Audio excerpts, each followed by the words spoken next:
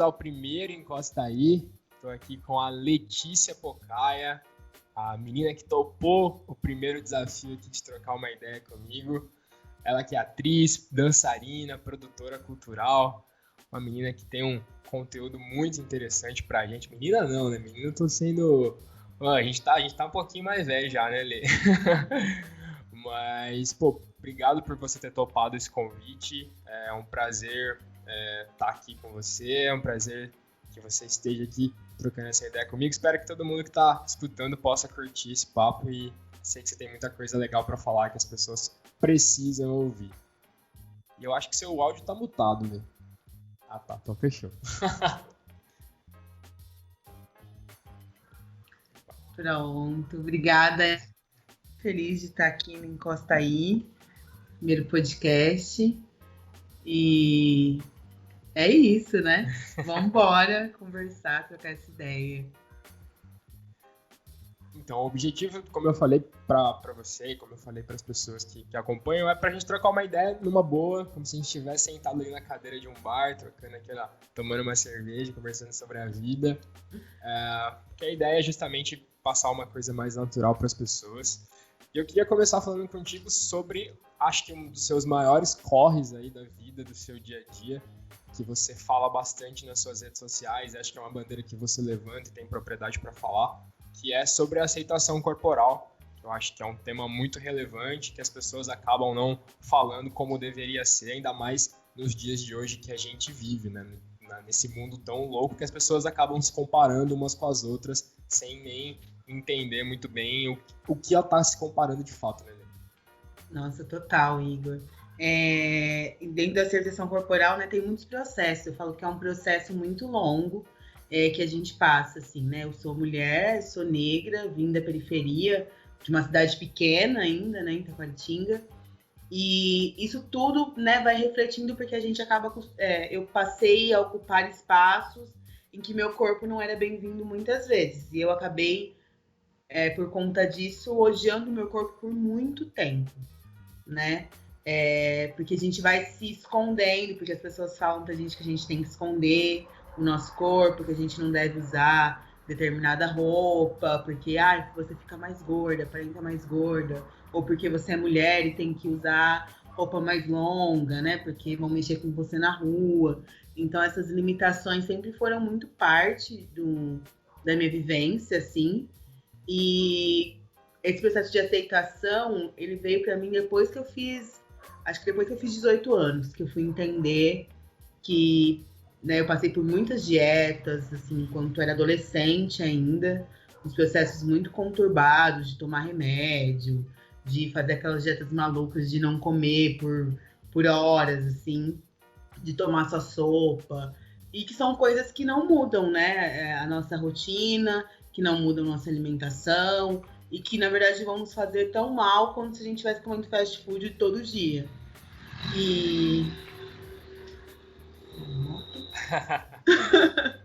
Acontece. E aí, dentro disso tudo, né, as pessoas ficavam sempre falando pra mim que eu era gorda por conta da minha alimentação, sem nem me conhecer, sem nem saber o que eu comia de verdade, o que eu me alimentava. E eu sempre fui assim, por causa dessas dietas, a minha família também sempre foi muito saudável nesse sentido de ter legume, ter todos os tipos de legume na mesa, de ter verdura. Então, assim, essas besteiras assim alimentares nunca foi uma coisa que tinha muito na minha casa. Foi muito por causa do meu metabolismo. Eu nasci gorda e continuei, né? Então, assim, não é algo que se vai mudar.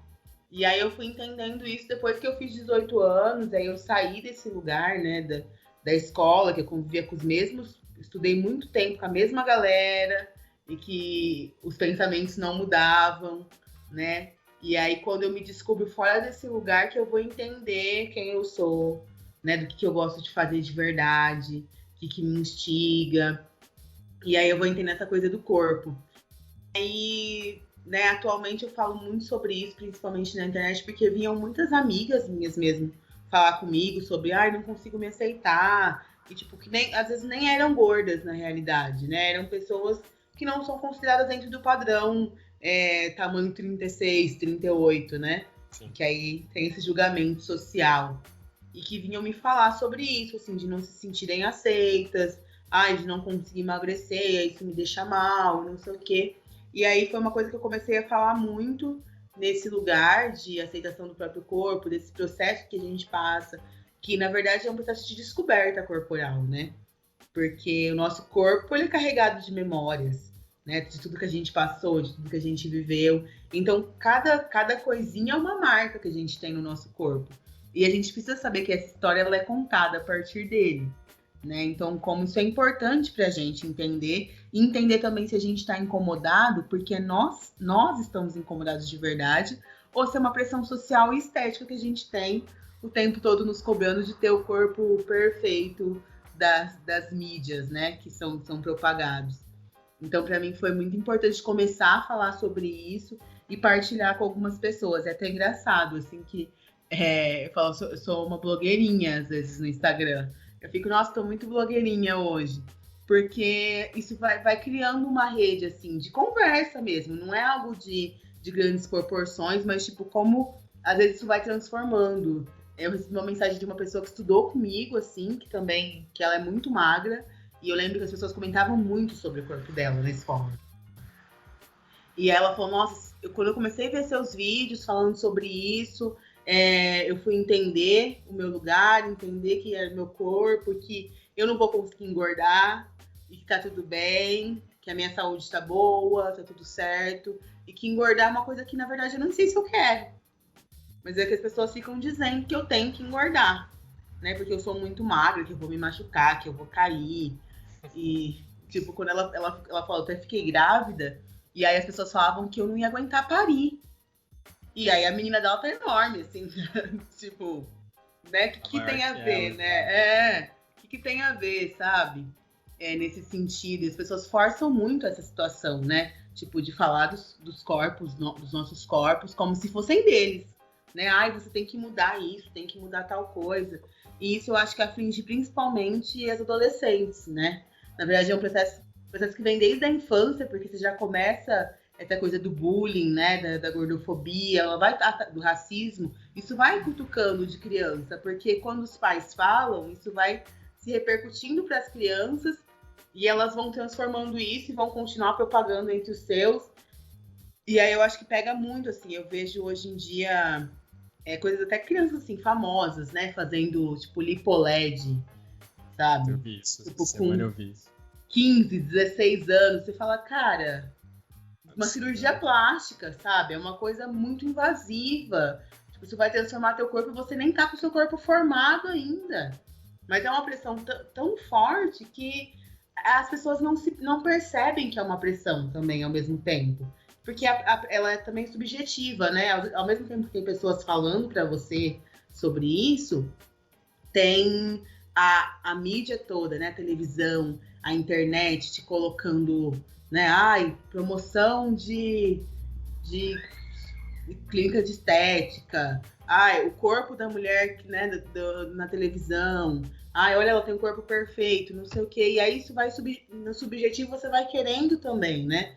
Fazer. Então, assim, eu acho que é uma coisa que me preocupa muito, assim, as adolescentes nesse campo, já muito novas, se inserindo nessa pressão e sendo já comparadas com o corpo de mulheres adultas, né, que elas têm que ter esse corpo perfeito, e isso fica pra mim assim, e aí eu falo, não, as pessoas que estão perto de mim não podem sentir a mesma coisa, sabe? Eu tenho que conversar e tentar, né, sei lá, falar um pouco sobre isso. Ilê, você falou uma coisa que me chamou a atenção e acho que a gente até se identifica nesse ponto. Eu também, quando saí daqui para ir para outra cidade, uma cidade maior, a gente é da mesma cidade, né, Taquaritinga, quando eu saí para ir para outra cidade, para Curitiba, e aí eu comecei a ter a vivência de uma cidade grande, com pessoas diferentes, com pessoas de raças diferentes, de religiões diferentes, de corpos diferentes, tudo diferente, você começa a entender melhor, né? Então, pra mim também, quando eu era mais novo, eu sempre fui mais gordinho e fui emagrecendo quando eu fui ficando um pouco mais velho.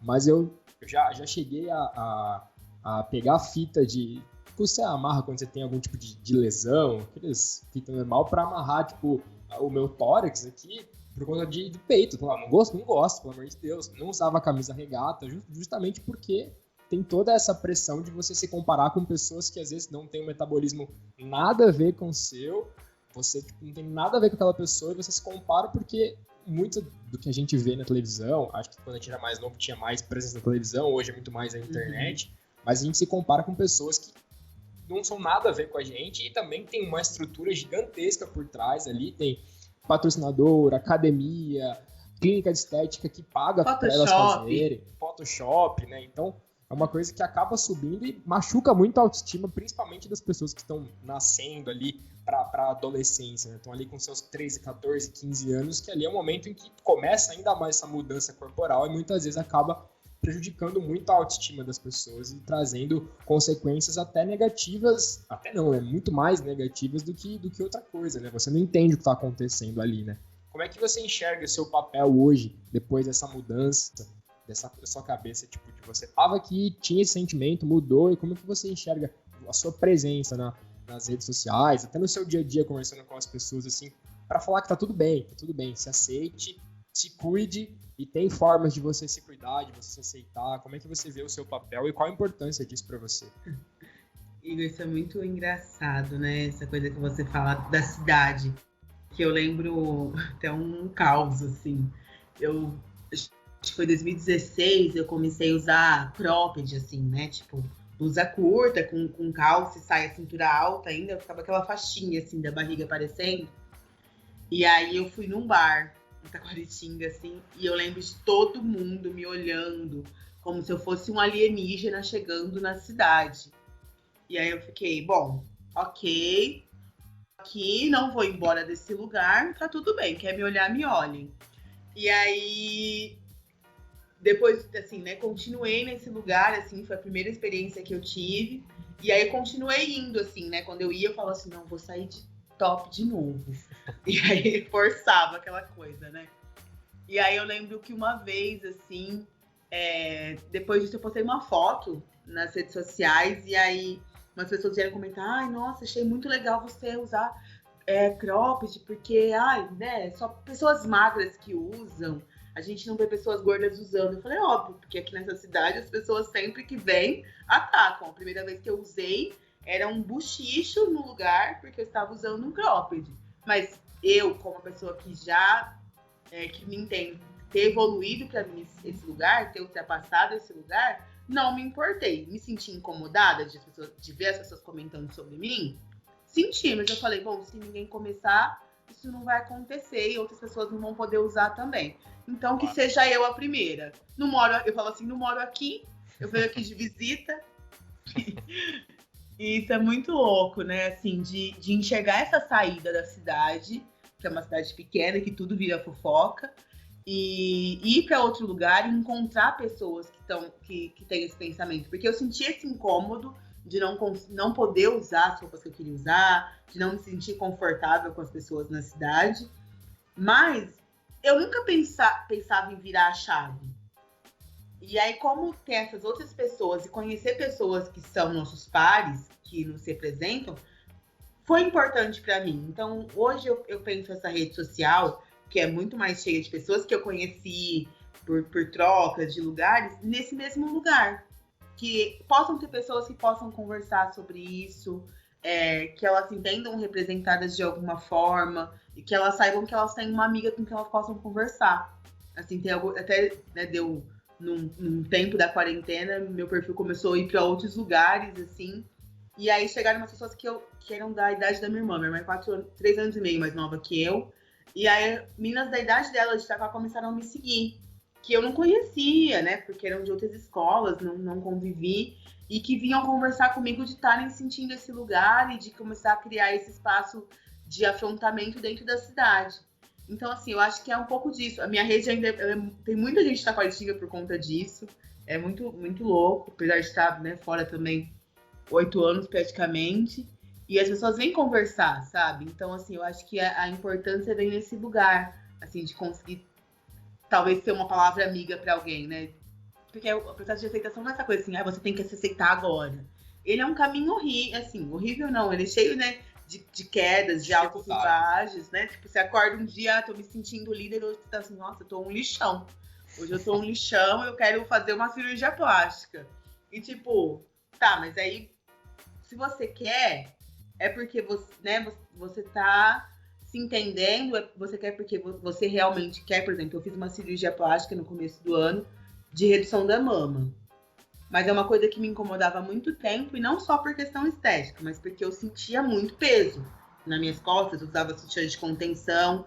E aí, eu nunca falava sobre isso nas redes sociais, porque eu sentia que talvez se eu falasse, falando de aceitação do próprio corpo, e falasse, eu fiz uma cirurgia plástica... Não ia bater, né? Ia ficar, nossa, mas você fez uma cirurgia plástica? Então também foi uma coisa que eu tomei muito cuidado pra eu falar em algum momento, porque, tipo, as pessoas que me conhecem sabem porque eu fiz. Mas aí lá minha rede tá com 3.000 pessoas que, tipo, conheci em algum momento da vida, pessoas que eu nem trombei, que só conversei pela internet, que pudessem achar isso meio... Ué, mas você tá falando de uma coisa que você tá aí fazendo transformação corporal, né? Mas eu acho que ter pessoas que conversem de igual para igual a gente tá falando aqui, uma conversa descontraída e de boa sobre esses assuntos, tá muito importante, né? Porque é onde você vai aos poucos se ligando que também não tá longe de você. Porque às vezes você vê umas blogueiras assim que você fala, nossa, mas isso tá muito longe da minha realidade, porque elas são ricas, né? Elas são famosas, aí você vê que é fácil aceitar quando é assim, né? Claro. Então, acho que talvez para mim, assim, eu me vejo nesse lugar de ser essa palavra amiga e próxima, né? De uma realidade que é possível. Claro. E o fato é que as pessoas vão falar mal, vão falar que você tá muito gorda, você tá muito magra, você tá médio, nunca vai estar o suficiente para ninguém. Então, acho que o principal ponto é você estar feliz e contente com você e se aceitar da forma mais saudável possível, né? Acho que talvez esse seja o principal ponto. E eu acho que o que você diria para alguém que talvez esteja nos escutando aí e está nesse processo de aceitação? Qual que é a sua mensagem principal nesse momento? Eu acho que é sempre importante lembrar que a aceitação é um processo, que não vai ser de uma hora para outra que a gente vai começar a se aceitar, e que também né, que você pode se transformar caso você queira fazer alguma coisa estética que você acha que para você é importante, né? Para você como pessoa, não porque alguém tá te pressionando a fazer isso. E que você se cuide, que você nada te impeça de você fazer algo porque alguém tá dizendo, e talvez filtrar os comentários que vêm das pessoas é o mais importante, sabe? Deixar entrar por um ouvido e sair por outro, porque as pessoas sempre vão falar, é isso, usa o ditado da Ludmilla, falem bem ou falem mal, mas falem de mim. Exatamente. Ilha, vamos entrar em outro assunto aqui, perguntar outra coisa pra você, que talvez acho que essa pergunta pode soar meio estranha, mas acho que é importante. Quando eu tava em Taquaritinga, no interior de São Paulo, eu não via muito essa questão do movimento negro, não via representatividade de pessoas negras aqui na cidade, né, aqui no interior de São Paulo. E quando eu fui para Curitiba, eu tive um boom, assim, tipo, caramba, isso realmente existe, racismo realmente acontece, porque a gente vive muito numa bolha em cidade pequena e você não vê muito isso, né? E como foi para você na tua infância, na tua adolescência, sei de onde tu veio, sei da tua quebrada, então, tipo, como é que foi a tua infância, assim? Você chegou a sofrer algum tipo de preconceito, algum tipo de racismo? Acho que essa pergunta é meio delicada, mas acho que é importante para falar para as pessoas que às vezes não sabem que essas coisas acontecem ou não distinguem um comentário que elas julgam normal de um comentário ofensivo, né? Então, queria que você falasse um pouco sobre isso. Nossa, isso é muito assim... Não é engraçado, né? Mas eu queria usar uma outra palavra, bizarro talvez. Porque eu só fui entender que eu sofri racismo na minha infância, na minha adolescência, depois de adulta, né?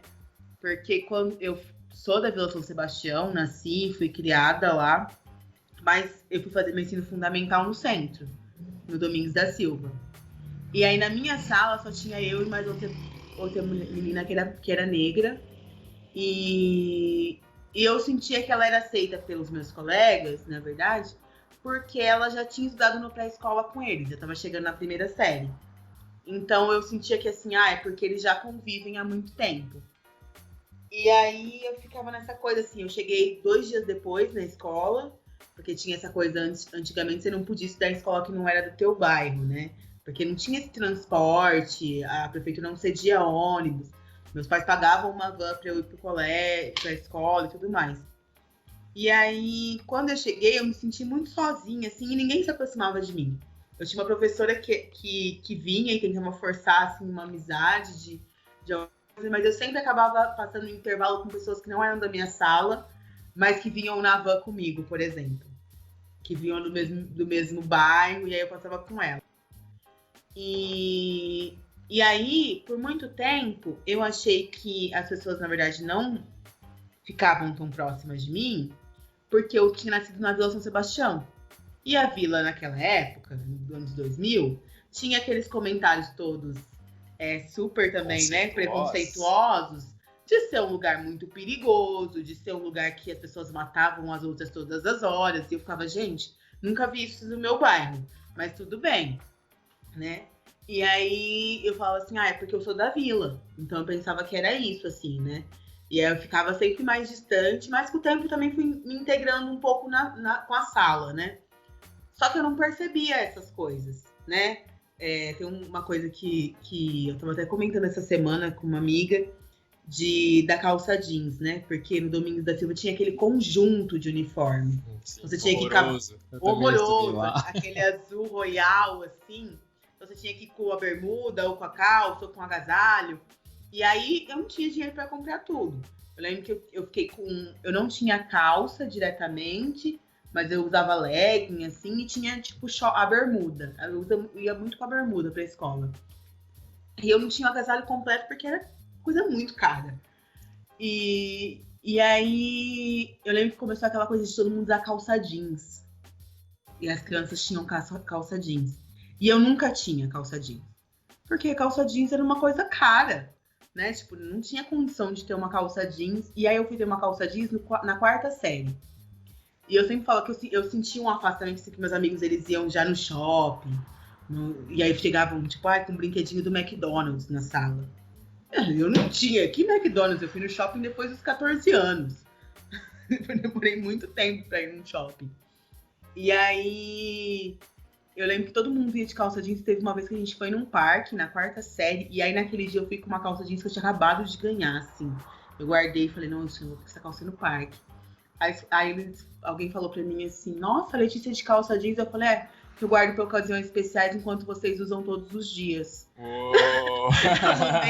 Perdão, foto. Né? Tipo, eu falei, vocês usam todos os dias, eu guardo pra ocasiões especiais. E não era porque se eu pudesse, eu ia com ela pra escola todos os dias. Né? Tipo, nossa, vou usar só essa calça. Mas era exatamente isso, era a roupa de domingo, né? A roupa da missa que a mãe falava. Então você vai usar em ocasião realmente especial. E aí eu tinha acabado de ganhar, fui no parque, assim, e eu não percebi essas diferenças, assim. Às vezes eu sentia que era muito mais pra mim por conta do bairro do que por conta da minha condição de pessoa negra, de criança gorda. E aí, depois de um tempo que eu comecei a refletir sobre algumas situações. Porque eu comecei a alisar o meu cabelo, eu sempre ia de trança pra escola, porque é uma coisa muito mais fácil da minha mãe cuidar, porque ela ia trabalhar 5h30, ela saía de casa 5h30 da manhã e minha avó passava 6h20 na porta de casa.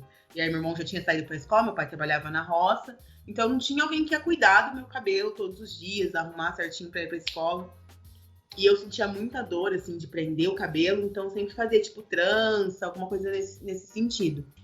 E aí eu comecei a lembrar que as pessoas falavam do meu cabelo, da minha trança. E com 7 anos eu alisei meu cabelo, pela primeira vez. E eu não... muito cedo. E pra mim, alisar o cabelo sempre foi uma coisa que pra mim era incômodo pra mim, porque era mais prático. E as pessoas falavam que ficava bonito. E eu não lembrava que tinha sido por causa das crianças, né? Das crianças que ficavam tocando meu cabelo e que elas puxavam. Eu tinha esquecido, apagado da minha memória totalmente essas situações. Tanto que tem uma situação, tipo, do 9 de julho, que eu lembro das pessoas vindo molhar cabelo porque tava com chapinha, sabe? Tipo, só fazer de propósito, né? Era de propósito. Era assim, não era uma coisa inocente, era de propósito. E aí, eu tinha me esquecido de tudo isso. Sabe? Porque eu acho que é tão uma ferida interna que a gente vai guardando pra não coisar aí, porque a gente também não entendia o que era. não se falava, né? Nossas aulas de história, a gente sabe como que foram contadas, né? Nunca falavam sobre esse processo, sobre racismo, sobre, né? Bullying foi surgir depois que eu já tinha saído da escola, foi falar sobre bullying. Então, assim, era um lugar muito, muito difícil, né? De você entender, de você começar a perceber. E eu percebi muito tarde, assim, muito tarde esse lugar. E eu acho que, assim, eu devo ter sofrido muito mais essas situações em Taquaritinga, porque é esse racismo velado que a gente tem, né? Esse racismo estrutural. E aí a gente não percebe, a gente vai deixando passar, né? E eu acho que essas coisas são não sei se é pior ou dói menos, mas quando eu me liguei, me doeu muito, assim, que eu falo assim, eu acho que eu nunca sofri racismo quando eu era pequena. E aí você vai lembrando, você fala, cara, como não, né? Como não? Você tava tudo ali desde cedo. E sair desse lugar, né? E começar a entender essa questão do movimento negro. Quando eu estava em Taquaritinga ainda, tinha um centro cultural, que era o Centro Cultural 13 de Maio, que era organizado por religiões de matrizes africanas também, não vou lembrar se era candomblé ou se era umbanda, mas que eles tentavam de alguma forma fazer essa, né, resgatar essa história, mas era uma coisa muito pouco aceita na cidade, né? As pessoas não querem falar sobre isso, elas querem cada um nas suas caixinhas. Então, os pretos da cidade estão todos ou na Vila São Sebastião, ou no Micali Maria Luísa, e o centro, ele é branco, né? Eles não querem... Legado, né? Eles não querem essa estrutura. Tem até uma coisa que eu percebi depois de um tempo, eu fui estudar o ensino médio no 9 de julho. E aí, teve uma época que a Felícia foi reformar. E aí a galera da Felícia foi pro 9. E eu não tinha me ligado, porque assim, a galera da Felícia é do meu bairro. Tá né? A galera conhecia a galera. E aí, quando deu essa notícia, o pessoal começou a falar assim, nossa, mas eu não quero estudar com o povo da Felícia, eu não quero estudar com o povo da Felícia. Eu falei assim, gente, por quê, né? Tipo, porque a gente é melhor do que o da Felícia. E eu ficava, ok, pode ser que talvez o ensino lá não seja tão, sei lá, não tem tantos professores, ou eles não sigam nossa cartilha, sei lá, mas beleza. E eu não tinha percebido o preconceito que era, porque o 9 de julho era majoritariamente uma escola branca, e aí chegou um monte de preto na escola, um monte de preto periférico na escola. E aí a galera ficava assim, nossa, vou passar longe, não sei o quê. E aí eu lembro no segundo ano do colegial, colegial, né, velhona, cara, falar colegial. Mas... E eu lembro que tem aquela coisa de colocar melhor sala, né? Uhum. Qual que é a melhor sala? Eu não sei o quê. E aí eu lembro, tipo, era da sala A, da turma A. E aí eles foram dividindo, né? Então a turma A era as melhores notas, turma B e não sei o quê. E aí eles colocaram uma galera da Felícia, era a turma D e E.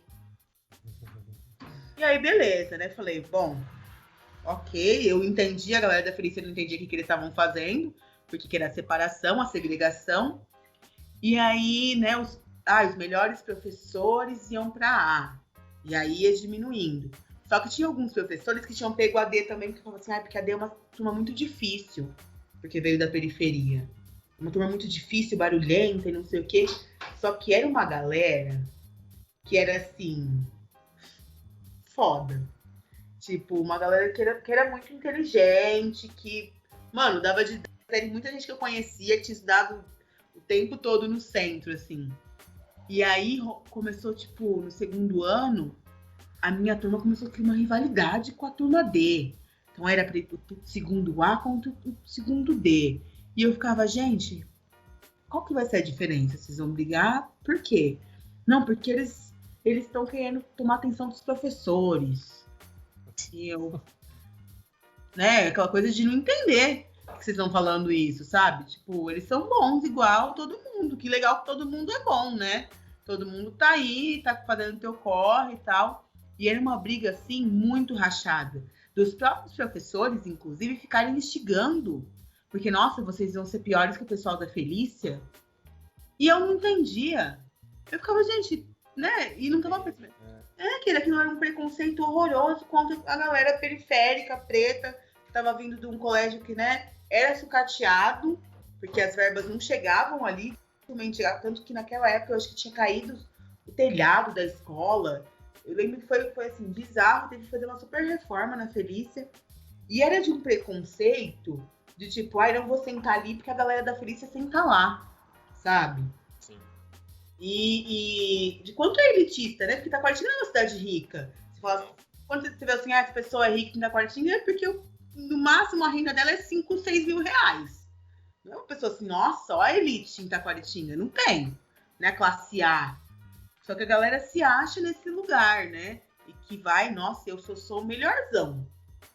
Né? Você acha no direito de você falar que é melhor que outra pessoa porque você estuda numa escola melhor, ou que você ganha um pouquinho a mais, porque a pessoa mora num bairro menos acessível à cultura, à educação, ao esporte e tudo mais. E olha, eu acho que hoje em dia esse movimento ele é muito mais forte justamente pela internet que a gente tem, né? Isso tudo que você falou, com certeza, muita gente também já viveu e também não entendia e agora entende porque a gente tem a internet que possibilita a gente ver muito desses casos acontecendo, a gente sentir talvez na pele muito mais próximo daquilo, porque antes a gente escutava falar, a gente sabia que tinha, ou às vezes imaginava que tinha, mas não da forma como as pessoas contavam, e hoje a gente consegue ver, né? Tanto que nos últimos meses as coisas, falando de Black Lives Matter ou outros temas assim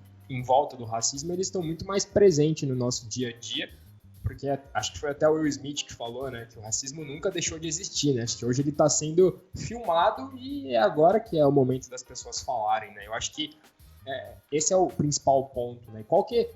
Como você acha que isso deve ser disseminado para as pessoas? Como que esse movimento negro tem que chegar para as pessoas? Não só para os negros que vivem isso no dia a dia, mas para as pessoas brancas como eu, como para as pessoas que têm uma condição um pouco mais acessível à cultura, à educação, porque eu acho que o movimento negro ele tem que chegar para as pessoas de uma forma consciente, uma forma cultural, uma forma intelectual, para as pessoas entenderem que o movimento ele é digno e ele tem uma causa para seguir, ele tem um motivo para existir. Não existe, porque eu quero igualar as coisas. Não, porque existe uma desvantagem grotesca por coisas que aconteceram anos atrás e muitos anos atrás e ainda perduram nos dias de hoje, né? Então acho que o movimento negro ele é muito importante. E como que você acha que esse movimento tem que chegar para essas pessoas, né? Sim. Tem uma coisa que a gente fala muito, porque assim, as questões, né, as publicações, os textos sobre a questão, né, racial, eles começaram a chegar muito tarde, a se popularizar muito tarde, né? A gente tem um avanço, assim, provavelmente nos últimos 30 anos, desses textos chegarem às mãos, mas ainda não chegarem nas escolas, né? Apesar da lei de implementação e de falar sobre a cultura afro-brasileira, da cultura africana, nas escolas ela existir, é aquela coisa de falar em uma aula, né? Porque nem os professores também não estão prontos, não estão capacitados para falar sobre a questão, e porque as pessoas pretas não conseguem chegar para se tornarem professores desse lugar. Muitas pessoas não conseguem. Então, como você muda tudo isso, né? E aí, eu acho que começou a chegar essa questão. Porque o movimento negro, a gente fala, qualquer pessoa preta faz parte do movimento negro. Sim. Porque o movimento negro, ele se desmembra em diversas ações e pequenas iniciativas, né? E eu acho que principalmente para a galera da nossa geração, assim, dos 25, dos 20 anos, a galera tem até 18 anos agora, ele chegou de uma forma muito pela estética, pela cultura, de promover, né? O corte de cabelo, de você entender que pode ter seu cabelo do jeito que você quiser, que você pode fazer, né, para os meninos, que você pode ter dread, que você pode fazer risquinho, que você não precisa ser careca, você pode deixar seu cabelo black, né? Da roupa, dessa vestimenta.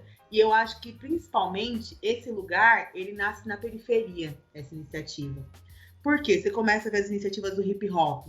Mano, a galera do hip hop sempre foi estilosa pra caramba. E aí você começa a ver que a galera do hip hop é preta. Então, nossa, cara, eu quero usar a roupa igual tal pessoa tá usando. O próprio Will Smith, um maluco no pedaço, a gente viu os looks, que são maravilhosos. Eu falo, cara, eu queria ter todos os looks do Will Smith.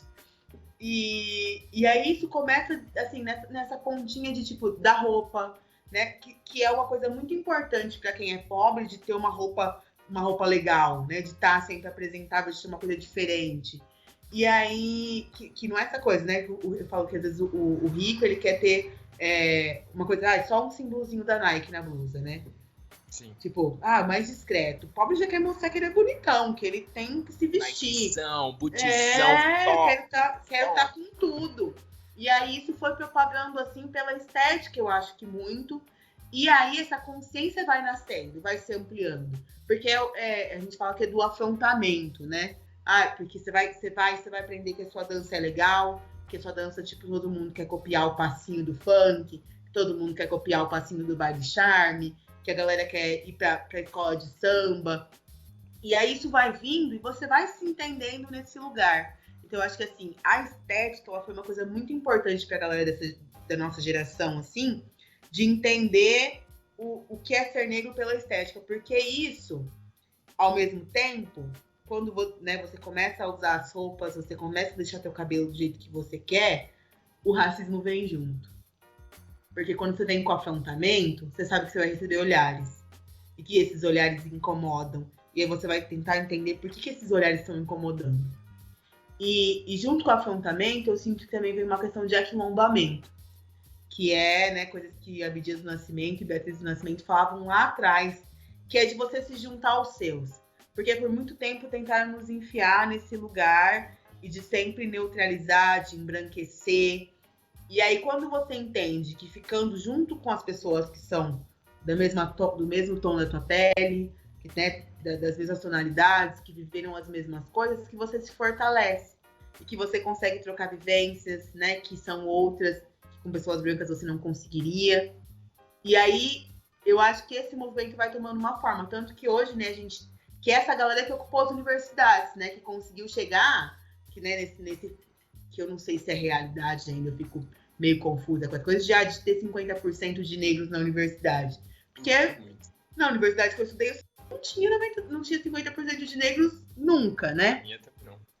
E aí é isso, assim, essa galera começou a ocupar a universidade e buscar falar sobre essas questões, e não sobre racismo.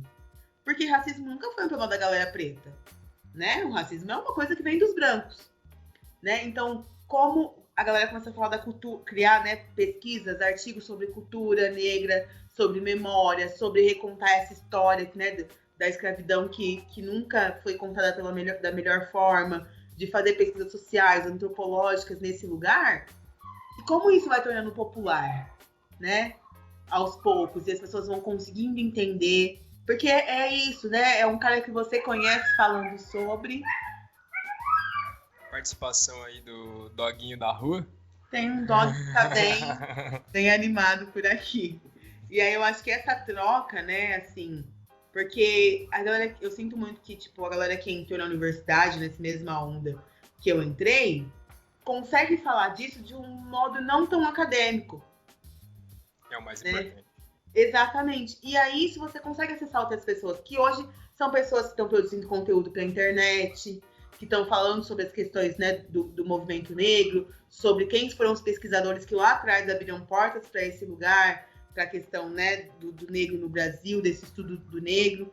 E aí eu tenho visto isso se popularizar com muita facilidade, principalmente nessa quarentena, de, por exemplo, no teatro mesmo, na UEL, fala pouquíssimo sobre a questão do negro, né? A gente tem Abdias do Nascimento, que é brasileiro e que cria o Teatro Experimental do Negro no Rio de Janeiro, o Solano Trindade, que cria, né, também essa coisa de estar o negro em cena em São Paulo, e que mal são tocados dentro da universidade. E aí da minha turma sai 10 TCC falando de coisa de gente preta. Ué, ninguém fala sobre isso na faculdade? Ninguém fala sobre a vivência do negro na faculdade? Né? Na academia não estão esses textos.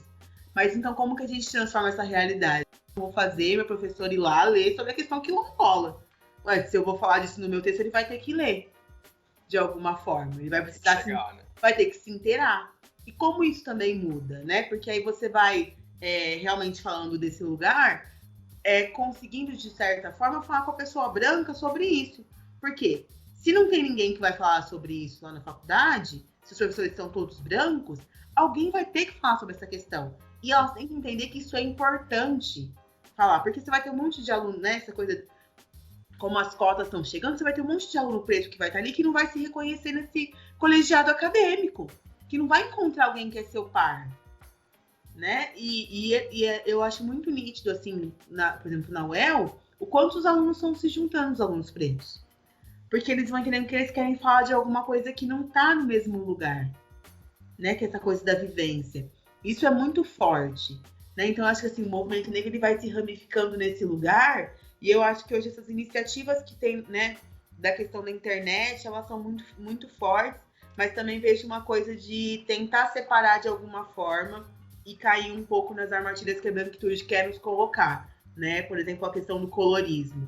Porque no Brasil sempre entendeu que era preto as pessoas retintas, né? Então, se você é um pouco mais clara, você é moreninha, você tem um pezinho na senzala, né? Aquela coisa escrota que as pessoas falavam.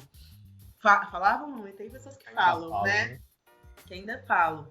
E aí começam essas divergências, assim, que eu vejo hoje muitos vídeos de tipo, a galera preta diz que eu não sou preta, mas a galera branca diz que eu não sou branca. E pardo não existe. O que eu sou? Porque a gente vai cair nessas armadilhas de querer segregar e de quererem dizer que a população preta no Brasil não é tão grande. Porque a gente fala, hoje a gente é, né, mais de 50% da população, acho que é 56% que saiu nos últimos dados, porque pessoas pretas e pardas são consideradas pessoas negras. Né? Teve um movimento muito forte no Brasil de própria ressignificação da palavra negro, né? Porque nos Estados Unidos isso é pejorativo. E aqui não. A palavra negro sempre foi uma transformação social de se entender como uma pessoa negra politicamente e de ter essa junção de quem era preto, que são as pessoas negras de pele clara, né, de pele escura, né, de pele retinta, e de quem era pardo, que são pessoas negras de pele clara. E aí tem essa unificação. E aí, por exemplo, nos Estados Unidos, essa coisa não é separada. Essa coisa é separada, né? Na verdade. Então, tipo, pessoas pretas são só pessoas pretas retintas. Então, eles falam, a gente tem 18% da população dos Estados Unidos que é negra. Quando tem muito mais, né? Muito mais. E aí, no Brasil, eu sinto que eles querem fazer essa mesma separação. E aí começam essas armadilhas de tipo assim, mas você nem é tão negra assim, sabe? E começam essas brigas, assim, na internet que eu acho... que é uma coisa que eu não concordo, não entro, porque essa questão do colorismo é uma coisa muito, muito forte. E a gente sabe que as pessoas que têm pele clara conseguem entrar em lugares da branquitude que são muito diferentes das que têm pele retinta, mas cada lugar é permeado de uma vivência, né? Que cada cidade é de uma forma, que cada território é de uma forma, que cada pessoa vai lidar com isso de uma forma diferente. E aí, essas armadilhas na internet, elas são muito visíveis. De pessoas pretas de pele clara atacando pessoas pretas de pele escura. E o tempo todo também essa coisa da representatividade, né? Eu acho que colocaram tanto essa questão da representatividade pra gente, que tem uma síndrome de, tipo, só eu posso ser essa pessoa que vai falar sobre isso. E, tipo, não tá trazendo junto, sabe? Essa questão do aquilombamento de trazer outras pessoas junto, não vem. Porque é uma armadilha que nos colocaram, né? Então, tipo, eu vou colocar uma pessoa negra aqui na televisão e ela vai ser a representação de 56% da população. Então, só ela? Tipo, é só ela? Não, cara, a gente quer as outras pessoas. E também os lugares que essas pessoas ocupam, né? Eu acho que na televisão, principalmente, aí fala, a gente tem um elenco... a gente tem metade do elenco negro. 30% negro. Mas onde que essas pessoas estão? Né? Por que elas são representadas? E aí eu acho que esse movimento, essas iniciativas de questionamento são muito fortes hoje em dia. Porque é assim, mas será que está representado? Será que eu só quero ser o bandido? Será que eu só quero ser a empregada doméstica? Será que é isso que eu quero que passe? E eu vejo, assim, iniciativas enormes surgindo, né? A gente vê Emicida, Djonga falando sobre isso, sobre essas questões e tentando transformar o Emicida principalmente com a questão dos livros infantis, que ele coloca os personagens pretos, falando sobre as vivências de personagens pretos, o Rodrigo França, que escreve o texto, né? O Pequeno Príncipe Preto. Por que é o Pequeno Príncipe Preto? Porque as pessoas precisam ter esse lugar de representatividade, de entender que elas são príncipes e princesas também, né? E que isso é importante. Então, assim, essas iniciativas todas fazem parte do movimento negro brasileiro, né? Do movimento unificado que vem lá de trás, é um movimento assim, de resistências, de lutas e que a gente vai tentando entender esse lugar onde ele tá, como ele se insere nos nossos espaços, né? Eu acompanho muito a cena do rap, do trap, e é uma coisa que eu vejo muito e acompanho muito podcast que fala dessa galera. Eu acho que foi o The Fidelis, da Recaide, é um grupo de rap de São Paulo, de trap de São Paulo.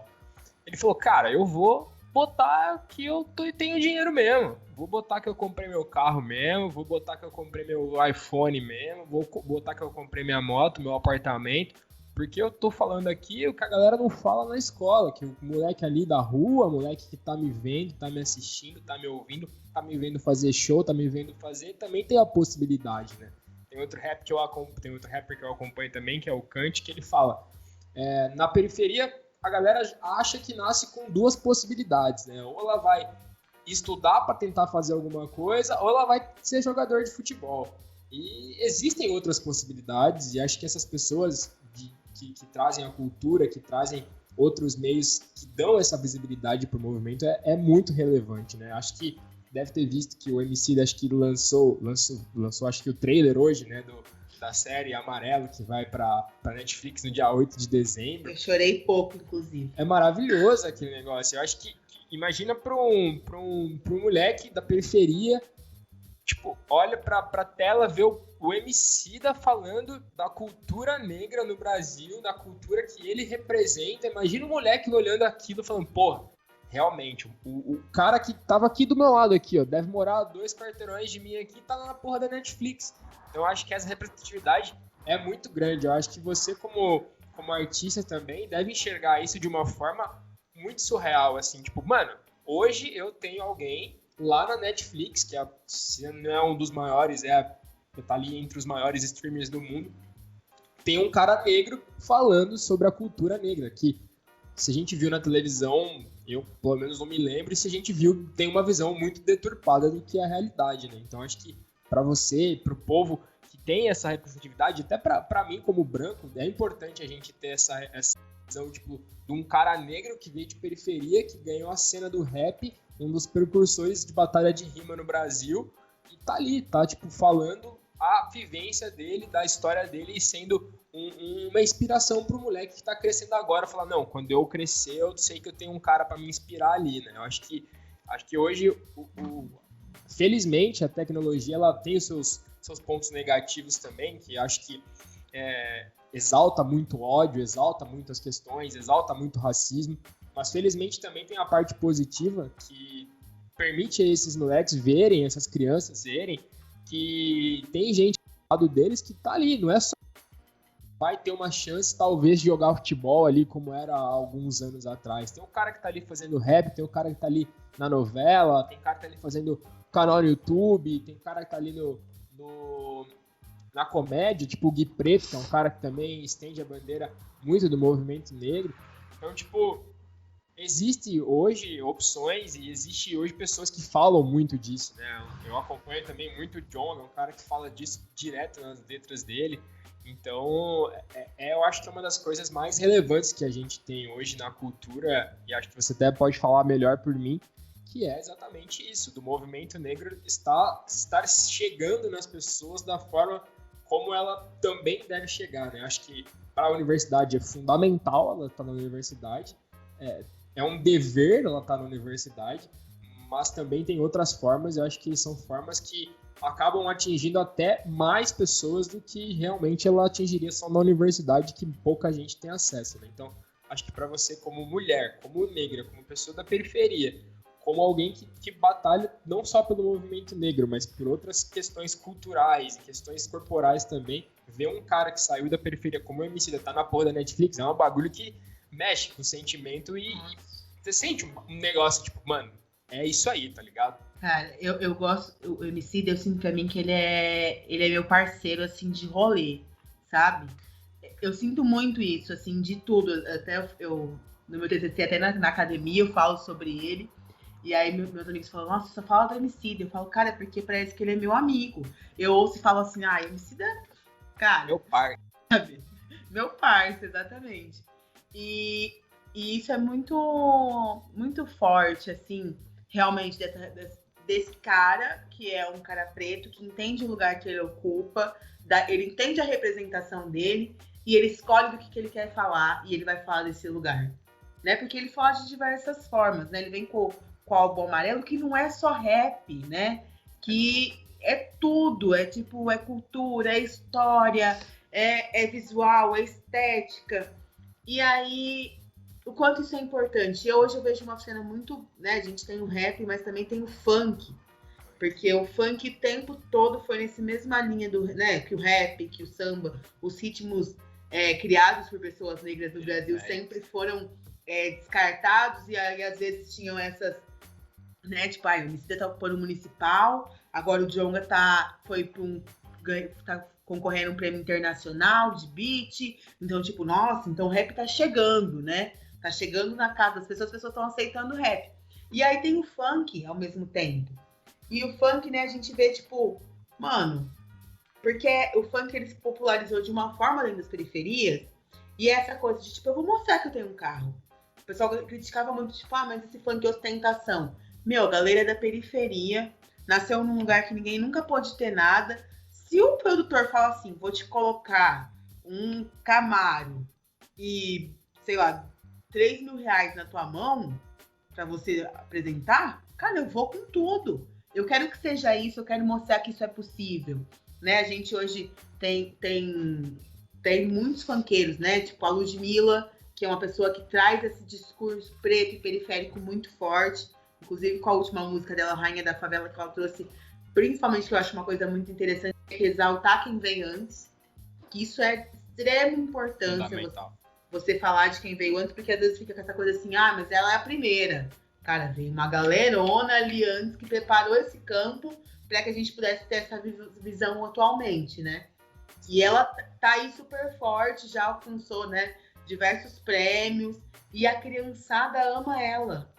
E aí, o quanto foi difícil para ela também, enquanto uma mulher negra, assumir que ela beijava mulheres, que ela é uma cantora bissexual, que ela é uma cantora, né, que faz uso recreativo da maconha, porque isso, né, pessoas brancas têm mais facilidade de dizer do que pessoas negras. Claro que tem, né? Você fala que você é branco com maconha, é legalzinho, tá ali portando, mas se o preto tá fumando, é traficante, né? Exatamente. E aí, quanto foi isso difícil para ela falar desse lugar, e mesmo ela falando, o quanto ela preparou um lugar das pessoas gostarem dela, que ela não perdeu os fãs dela ali.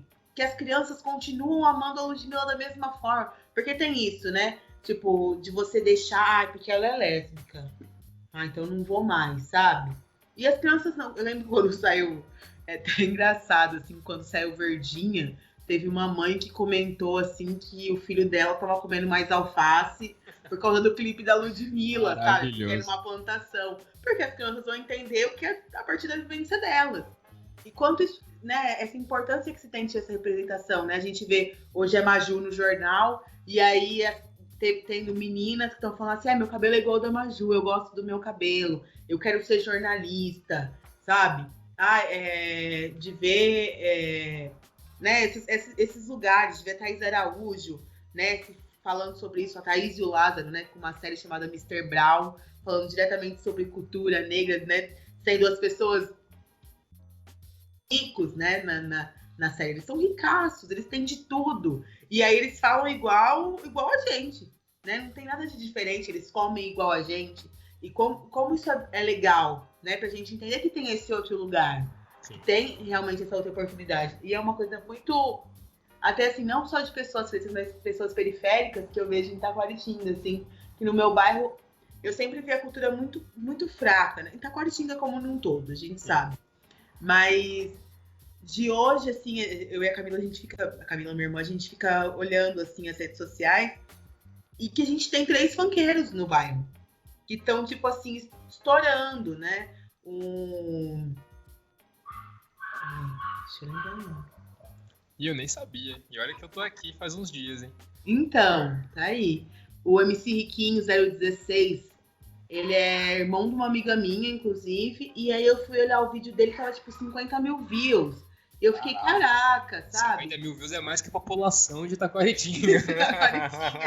Tipo, tá batendo ali, tipo, fazia uma semana que ele tinha lançado, eu falei, cara, sabe? Tipo, estão investindo nos meninos, os meninos estão aí, estão mostrando a que vieram, né? Tem o GD3 também, que é o Ian, e... Cara, agora eu não vou lembrar o nome do menino que estudou comigo, que coisa feia. Toda a nossa solidariedade ao menino que estudou com a Lê aí, que é funkeiro. Mas tudo bem. Mas o GD3 também, que os meninos estão fazendo música e também estão no YouTube, estão nesse lugar produzindo vídeo, produzindo clipe. E que estão aí, sabe? Estão fazendo corre e que, tipo, estão experimentando as linguagens, né? O funk, o trap, e que estão entendendo que isso é possível. Que é uma realidade possível. Tem uma amiga minha também, a Dani Anacleto, que saiu de Taquaritinga também, nesse mesmo lugar, assim, que foi entender essa questão, né, de ter sofrido preconceito depois de ter saído da cidade, e que tá aí estourando nas redes também com funk. Hoje a gente até brinca e fala, nossa, a Dani ganha dinheiro com Spotify, cara. Porque ela já tem, tipo, a gente ficou numa playlist que era, tipo, novos hits do funk. Caralho. Tem pão, assim, tipo, em segundo, terceiro lugar, mudando toda hora. Falei, cara, a Dani tá ganhando grana com Spotify, sabe? Tipo... É uma parada que ninguém imaginava uns anos atrás. A possibilidade é infinita hoje. Infinita. E, assim, o quanto é importante reconhecer esse lugar e ter pessoas que vão falar que isso é possível, né? Porque é exatamente isso. Se você nasceu ali na vila, você vai jogar futebol, sabe? Ou você vai ser professora, ou você vai trabalhar no comércio. Exatamente. E, tipo, é isso, acabou. Né? E hoje a gente tem esses montes de possibilidades enormes e que estão aí, que as pessoas estão se apropriando e entendendo que é possível, né? E eu acho que isso, assim, eu acho muito legal essa questão. Eu sou a favor muito do afrontamento, assim, desse lugar. E, tipo, eu vou fazer. Se não der certo, beleza, mas eu tentei fazer, sabe? Sim. E vou enfiar minha cara nisso. Se isso é o meu sonho, eu vou atrás dele. Porque tem também essa coisa de tipo, você só pode fazer enquanto você tem 18 anos. Depois dos 18 você não tenta mais, que acabou, né? Vai trabalhar ali, acabou. Fazer qualquer coisa, menos acreditar em você, né? Menos acreditar em você.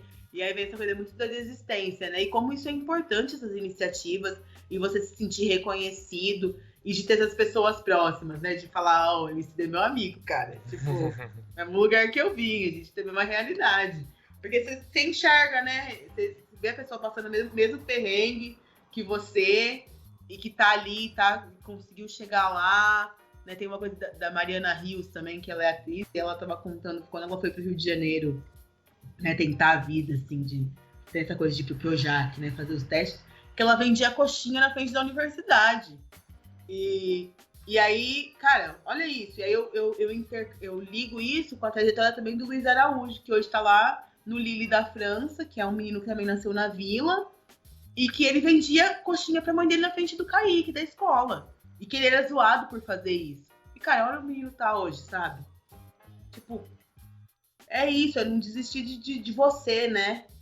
Tá jogando na França, ganhando pra caralho, e a galera que zoou ele aí, tá onde, né? Tipo...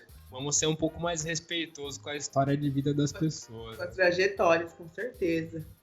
Eli, pra gente passar para outro assunto, queria perguntar para você, na real, como que foi o belo dia que você acordou e falou, putz, acho que eu quero cursar artes cênicas, acho que eu quero fazer teatro, acho que eu quero dançar, acho que eu quero trabalhar com esse meio cultural. Como é que foi para você entrar nesse meio?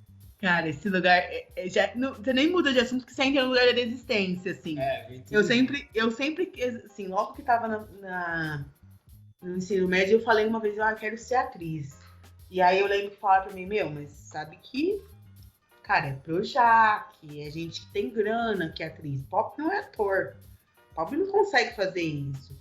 Você vai fazer por amor, né? Igual você faz aqui enquanto você tá aprendendo.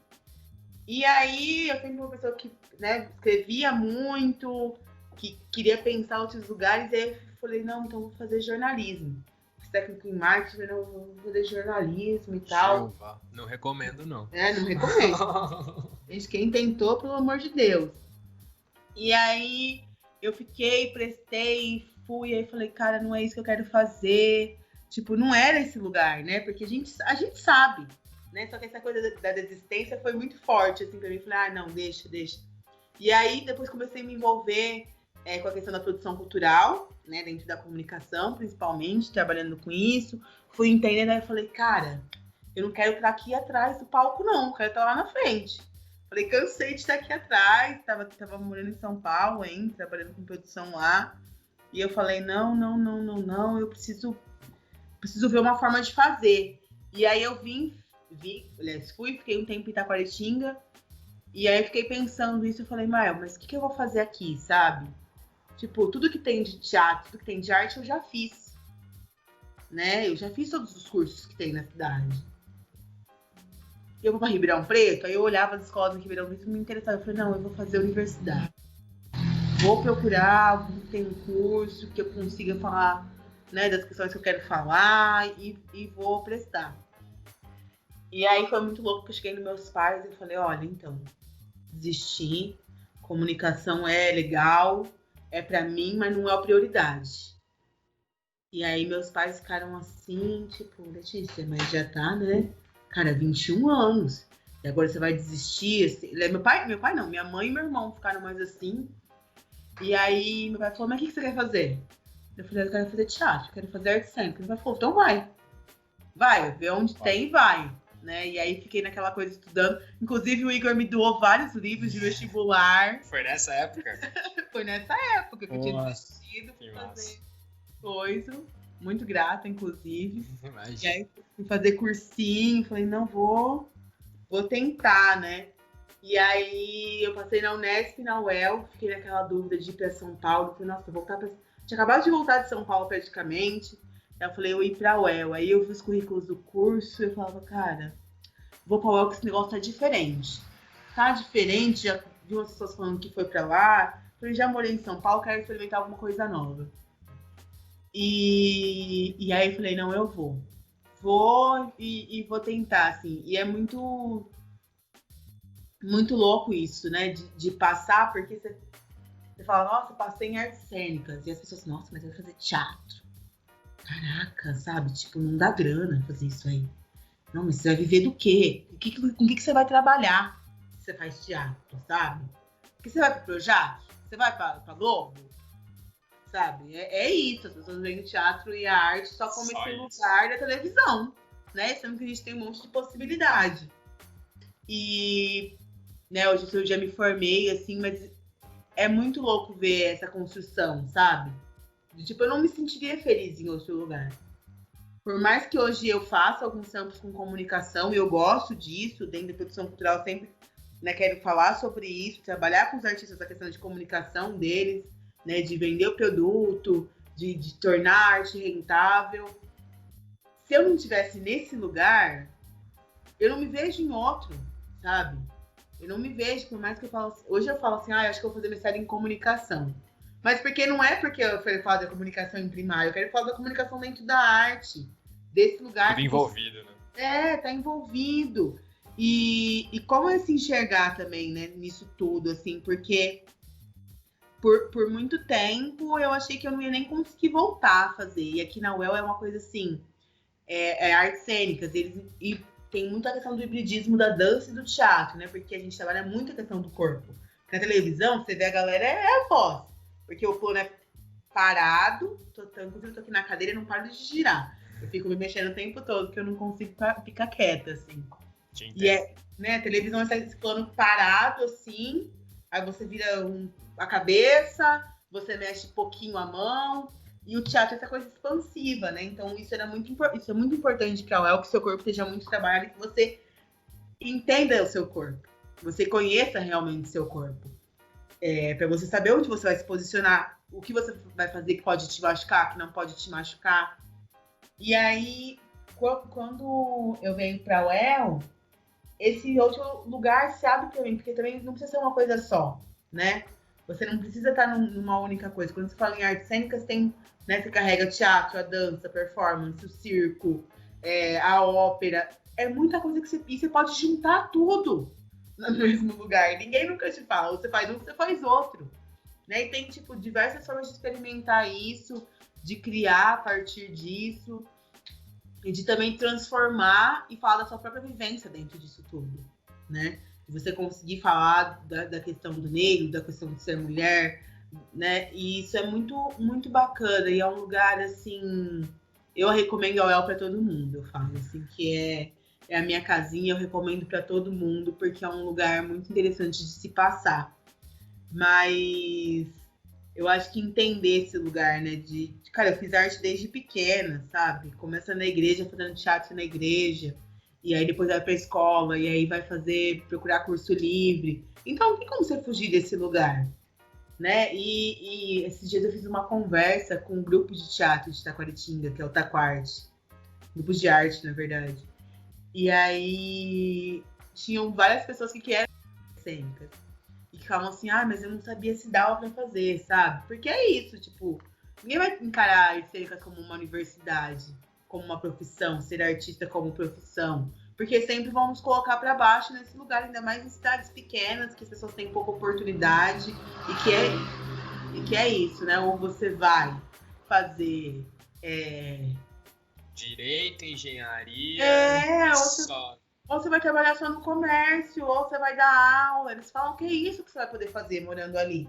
Eles não te dão outras opções, né? Ou as outras opções, elas estão assim, você vai fazer ali na Universidade em Araraquara, porque aí você vai e volta todo dia, porque é a opção que tem, né? Eu lembro que tinha muito pouca gente na minha época que sonhava em fazer o Unesp em Jaboticabal, em fazer FATEC dentro de Taquaritinga, sabe? Que são universidades públicas. Porque essas oportunidades... análise e desenvolvimento de sistema. Mas vai fazer o quê com isso, né? Eram poucas pessoas que falavam assim, nossa, o que é, né? Porque nunca falam sobre essas profissões. Não. Né? Sobre esses cursos. Ninguém tinha coragem. As pessoas falam, não, você vai fazer lá em Jaboticabal ou você faz em Araraquara. Em Taquaritinga com universidade pública... não sei não. Melhor não. Melhor não fazer. É louco como as pessoas elas julgam a arte de uma forma tão vexatória, né? Porque a gente tá passando num momento em que a maioria das pessoas tá em casa, né? Agora meio que mais ou menos, né? Mas é um momento em que as pessoas não vivem sem arte de forma alguma. Eu ainda sempre consumi, mas ainda consumindo ainda mais coisas que eu gosto de assistir, de ver. E as pessoas ainda trazem isso de uma forma negativa se você quer levar isso pra sua vida, né? Tipo, as pessoas não dá dinheiro. É a primeira pergunta das pessoas, mas ninguém pergunta, tipo, se é aquilo que você quer, se é aquela parada que te toca mesmo, sabe? Não. E nisso, emendando isso, eu queria te perguntar, você é feliz com isso que você faz hoje? Cara, eu sou muito feliz. Eu falo, eu me estresso, eu brigo, mas é aquela coisa assim, eu amo estar nesse lugar. Sabe, eu falo até com a Gabriele, que mora comigo também, ela trabalha junto comigo, com produção cultural, e eu falo assim, eu só reclamo do que eu gosto. Se eu não reclamar, é porque eu não tô gostando tanto, eu tô fazendo por fazer. Porque quando eu reclamo é porque eu quero alguma coisa melhor disso tudo. Exato. Né? E eu me sinto muito feliz fazendo o que eu faço hoje. Eu acho que essa coisa da pandemia, realmente, as pessoas estão consumindo muito mais arte e elas não sabem contabilizar o que é arte. Porque a televisão, a novela que ela assiste está dentro disso, o streaming, Netflix que ela vai assistir está dentro disso, a música que ela escuta, a rádio, tudo isso são formas de arte que as pessoas não contabilizam como arte. E porque são coisas que são mais acessíveis e de um lugar mais elitizado, né? A questão do cinema, do audiovisual. Então, quando você fala assim, eu vou seguir a carreira de atriz, de palco, nossa, vai viver do quê? Eu lembro que eu fui fazer meu título em Taquaritinga, fazer questão da biometria, e a mulher falou, qual a sua profissão? Eu falei, atriz. Aí ela me olhou assim, tipo, foi praticamente assim, mas eu não te vi na televisão, né? Foi quase isso, assim, daí ela ficou, ensino superior? Aí eu falei, sim, completo. Ela falou, o que você fez? Eu falei, fiz artes cênicas. Daí ela, mas faculdade disso? Sim, fiz faculdade. Sou atriz profissional. Ela, tá, tipo, porque ninguém pode fazer grana com isso, sabe? É impossível, você tem que ter um outro emprego, né? Você quer ser artista, mas aí você tem que trabalhar na loja. Você tem que ir lá no shopping. Senão você vai viver. E óbvio, né? Hoje com esse desencorajamento que se tem, muitas pessoas vão fazer jornada dupla, né? De tipo, fazer bico o tempo todo, de trabalhar com coisas que não gostaria de trabalhar, porque precisa se sustentar, precisa sobreviver, né? Nesse lugar. E aí eu lembro um movimento que surgiu muito forte de tipo, a questão, né, da pandemia, e aí a questão dos artistas, tá aí falando sobre, né, a questão do auxílio emergencial para artistas, porque isso não contemplava dentro do auxílio emergencial do governo, não tinha questão, colocar a sua artista, você não, você não vai ganhar o auxílio emergencial. E aí, né, tinha aquela coisa, tipo, o pessoal, a arte salva enquanto tá na quarentena, né? Mas e os artistas, quem tá salvando? Ninguém vê o corre por trás.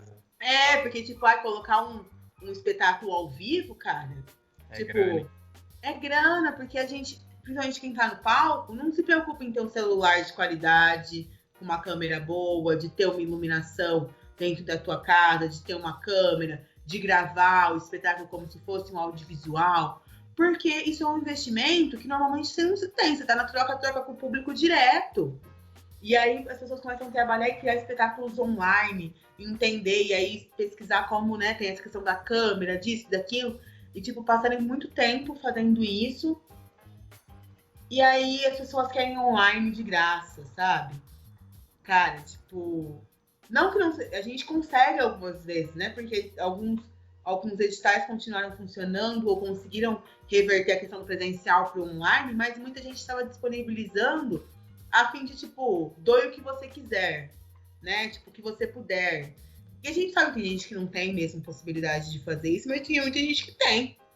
E que, tipo, não faz esse corre, mas fica assim, nossa, eu apoio super sua arte. Eu te apoio muito.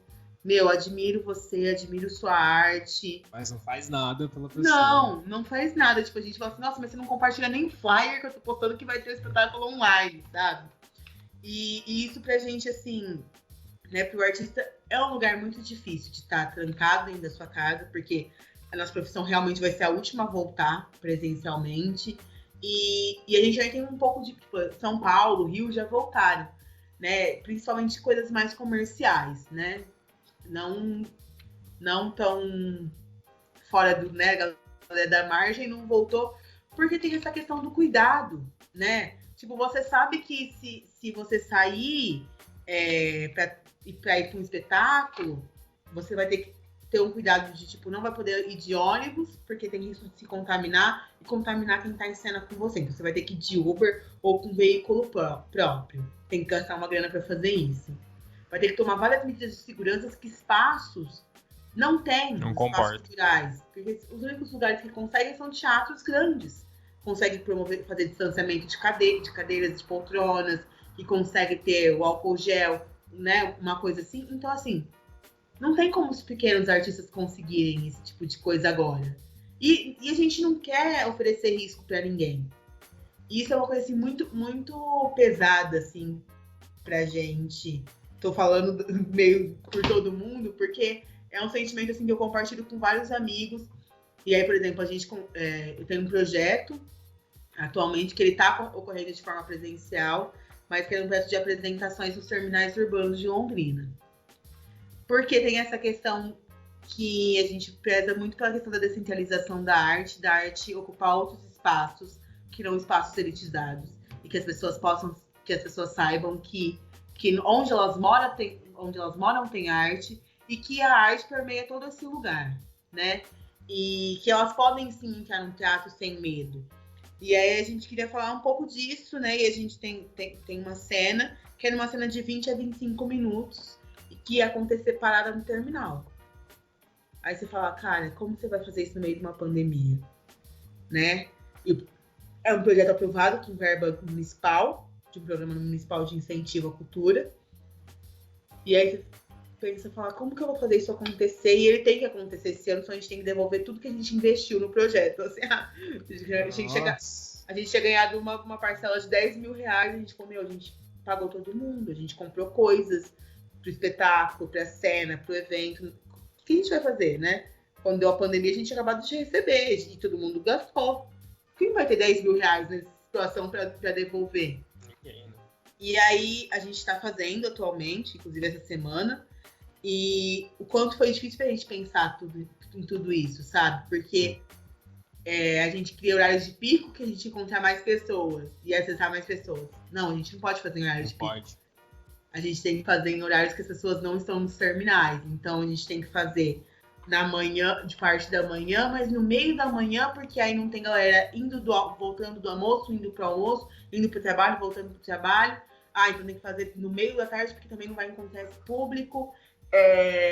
A cena não pode acontecer num lugar parado, porque vai gerar aglomeração, pode gerar aglomeração de pessoas, a gente não pode deixar as pessoas chegarem tão perto. A gente tem que usar máscara N95, tem que passar álcool gel em tudo, tem que passar lisoforme na roupa, isso, aquilo, não sei o que, não sei o que, não sei o que. E a gente tá se preocupando muito mais com as pessoas do que com a gente. Claro. Porque é isso, sabe? A gente tá indo nos terminais hoje, hoje à tarde a gente tinha 20 pessoas no terminal. E a nossa expectativa com o projeto era alcançar quase 10 mil pessoas. A gente vai alcançar 300, quase 100 pessoas com todas as apresentações.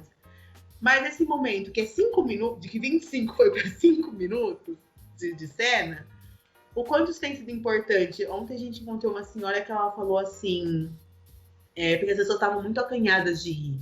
Elas riam muito baixo, que é uma cena de palhaço. E elas riam muito baixinho, quietas. E aí ela falou assim pra mim, tá muito difícil rir nessa situação que a gente tá. É pandemia, é eleições, as pessoas têm medo de sorrir. E aí eu fiquei com isso na cabeça, sabe? E aí eu falei, mas eu falei, a senhora sorriu. Ela falou assim, porque eu tô me permitindo sorrir no meio disso tudo. Isso me faz bem, sabe? E aí você fala, cara, é isso. É uma pessoa que você vai atingir e que tá bom isso, sabe? Não precisa ser 100 mil pessoas.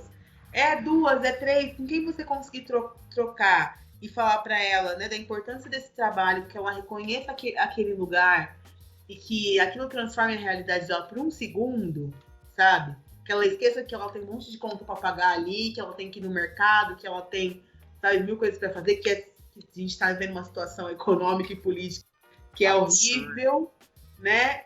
É isso que a arte faz, né? Quando a gente senta para assistir um filme, quando a gente senta para assistir um espetáculo, e pra gente que tá do outro lado, que tá promovendo isso, é o mesmo sentimento.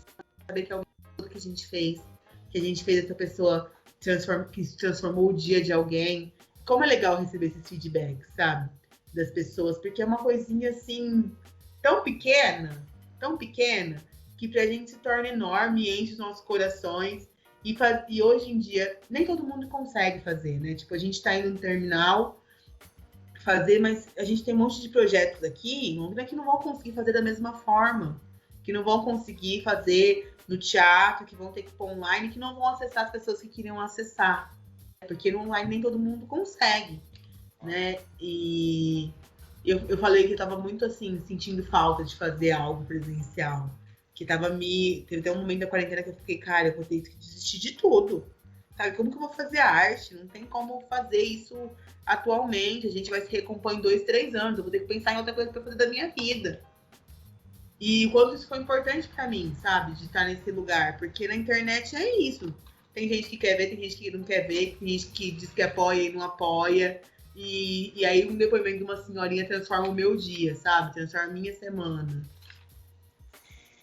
Esses pequenos gestos que a gente acaba tendo que acaba levando a gente para outros lugares que a gente nem imagina, né? Quando eu tava no Interact também, às vezes a gente não tinha reconhecimento nenhum, vinha uma pessoa só ali que, pô, fazia tudo valer a pena. Lê, queria te agradecer pelo papo, estamos aí com 1h20 praticamente. Foi muito massa, fiquei muito contente com a conversa. Tem coisas que você falou que eu nem imaginava, me senti muito feliz de você ter topado. É um tema que eu tenho muita vontade de conversar com as pessoas sobre movimento negro, sobre cultura, sobre aceitação do corpo, sobre você se aceitar como você é, e fiquei muito contente de você ter topado conversar comigo, foi muito massa, fiquei muito feliz mesmo de tudo que a gente conversou, me arrepiei várias vezes aqui que a gente estava conversando.